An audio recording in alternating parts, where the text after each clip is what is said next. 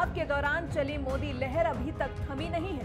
2019 के चुनाव में भी मानो इसका असर साफ साफ दिखाई दे रहा है। वजह है एक अकेले मोदी के आगे पूरा विपक्ष का एकजुट हो जाना। कभी यूपी में, कभी महाराष्ट्र में, तो कभी पश्चिम बंगाल में। हर जगह विपक्षी पार्टियां मोदी के सामने अकेला खड़ा होने से कतरा रही हैं। तभी तो गठबंधन का सहारा ले रही हैं। पश्चिम बंगाल में तो ममता बनर्जी ने विपक्षियों को कुछ ऐसे जोड़ा था कि मैदान में सिर्फ मोदी हो और उनके सामने पूरा विपक्ष। हालांकि ममता की इस रैली से बड़े दल के नेताओं ने किनारा कर अपनी पार्टी से अपने प्रतिनिधि को भेजकर अपनी उपस्थिति तो दर्ज कराई थी, लेकिन इससे गठबंधन होने से पहले ही पड़ रही दरार को आसानी से देखा जा सकता था। और वैसे भी जब आगाज ही अच्छा नहीं हुआ तो फिर अंत कैसे भला होता। और हुआ भी कुछ ऐसा ही। कांग्रेस को अपने साथ मजबूती से खड़ी देखने वाली ममता बनर्जी को झटका तब लगा जब मालदा में एक रैली के दौरान कांग्रेस अध्यक्ष राहुल गांधी ने दीदी ममता बनर्जी और उनकी कार्यशैली पर सवाल उठा दिया। राहुल गांधी ने कहा कि ममता भाषण देने के अलावा और कुछ नहीं करती। ममता अत्याचारी है, क्योंकि जो अत्याचार सीपीएम के कार्यकाल के दौरान था वो ममता राज में भी कायम है।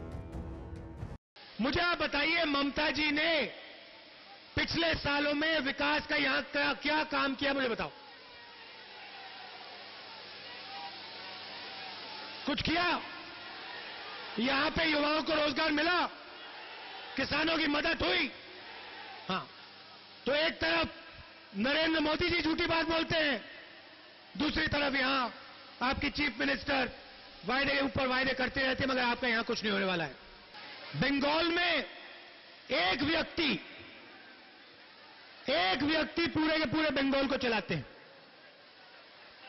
ना किसी से बात करती है, ना किसी से पूछती है, जो उनके मन में आता है वो कर देती है।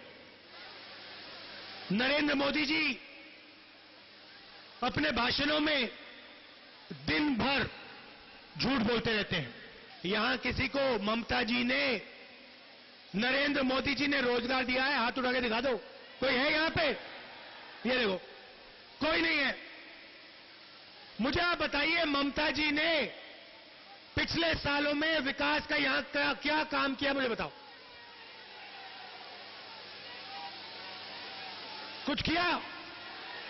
यहां पे युवाओं को रोजगार मिला, किसानों की मदद हुई।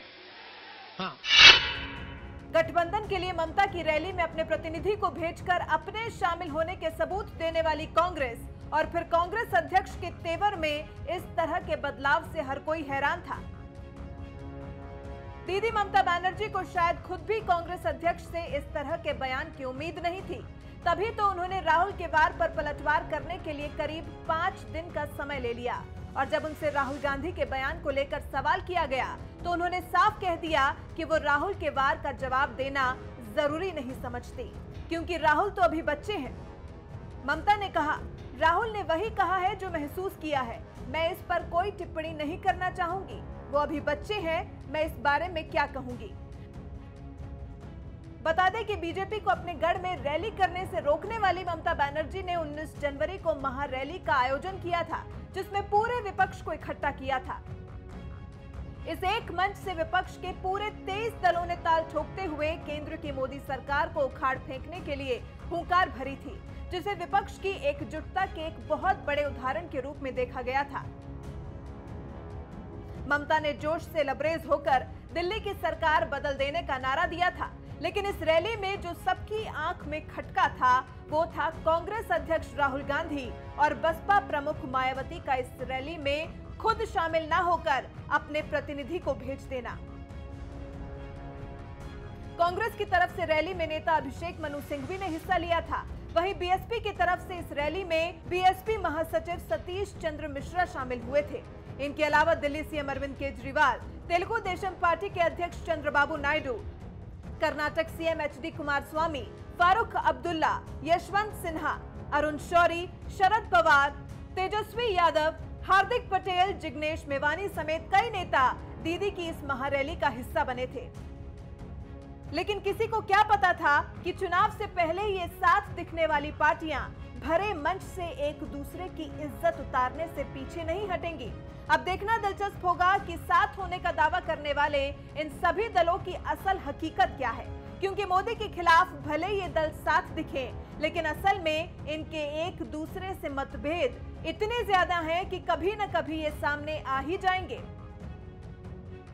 जनता के लिए अच्छा ये हुआ कि इनकी एक दूसरे के प्रति भावना पहले ही उसके सामने आ गई, जिससे अब जनता को आने वाले चुनाव के लिए अपना नेता चुनने में किसी तरह की कोई परेशानी नहीं होगी।